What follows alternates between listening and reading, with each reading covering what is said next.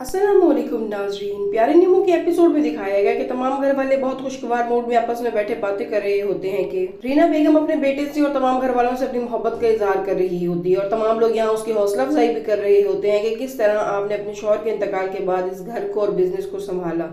अब ये कोई नहीं जानता था कि तमाम लोगों में सिर्फ एक उसका बेटा और बहू उसके साथ सिंसियर है। इसके अलावा जितने लोग जो बातें कर रहे हैं वो सब कुछ झूठ है। निमरा भी अपनी सास के पास बैठी बातें कर रही होती है। ऐसे लगता था जैसे उसे मालूम था कि वो मरने वाली है।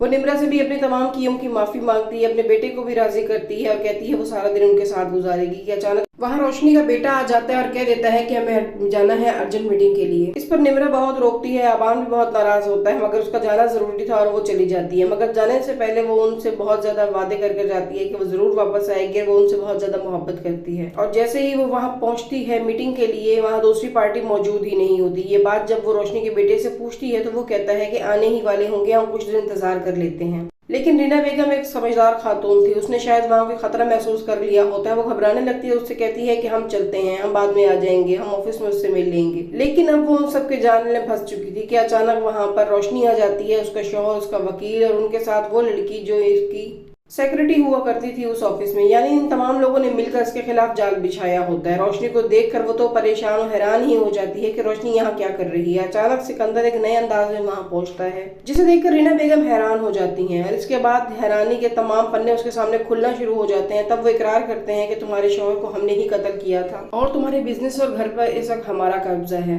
हमारा तमाम बैंक बैलेंस भी हम लोग अपने नाम कर चुके हैं। इस पर वो तमाम लोग शैतानी मुस्कुराहट हंसने लगते हैं। रीना बेगम तो हैरान हो जाती है कि ऐसा कैसे हो सकता था कि वो आस्तीन में सांप पाल रही है और उसे मालूम ही नहीं है ये सब कुछ कि क्या हो रहा है। सिकंदर जब उसकी आंखों में आंखें डालकर उससे चिल्लाता है और बात करता है तो रीना बेगम को यकीन नहीं आता कि इतना मासूम नजर आने वाला शख्स अचानक से इतना शैतान कैसे हो सकता है। बल्कि तो वो ये भी इकरार कर देता है कि मैंने खुद अब हाथों से अपने भाई को कत्ल किया है रोशनी बेगम के कहने पर। वो हमेशा मेरा हक छीन लेता था, बिजनेस उसने संभाला और शायरी मुझे थमा दी गई। रोशनी अपने शौहर के सामने ही इकरार कर देती है कि वो मेरी साबका मोहब्बत थी और इस शौहर ने मेरी मोहब्बत में आकर ही उसे कत्ल किया और तुम्हें इस हाल तक पहुंचा दिया। अब वो उसके बेटे को उसके मुंह पर ही कह रही होती है कि तुम्हारा पागल बेटा, वो बेटा जिस पर रोशनी जान छिड़का करती थी, इसे बेवकूफ बनाया करती थी, आज उसे यकीन ही नहीं आ रहा था कि रोशनी उस बेटे को पागल कह रही है। इतने में एक भारी भरकम लकड़ी उठाता है और वार करता है रीना बेगम के सर पर और ये वार वो सह नहीं पाती और जमीन पे ढेर हो जाती है।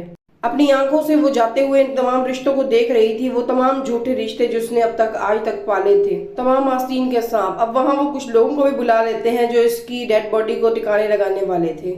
इन्हें जरा भी शर्मिंदगी या खौफ या डर महसूस नहीं होता। इसके बाद दिखाया जाता है कि आबान अपनी माँ की मौत के बाद बहुत ज्यादा टूट जाता है। उस बेचारे ने तो अभी जिंदगी जीना शुरू की थी। जब पुलिस वाला आता है, सवालात करता है तो सिकंदर साहब तो और ज्यादा आग बगोला हो जाते हैं और कहते हैं कि उसकी बेटे की हालत तो देखे और आप लोगों को शर्म नहीं आती, आप लोग यहाँ पहुंच गए हैं।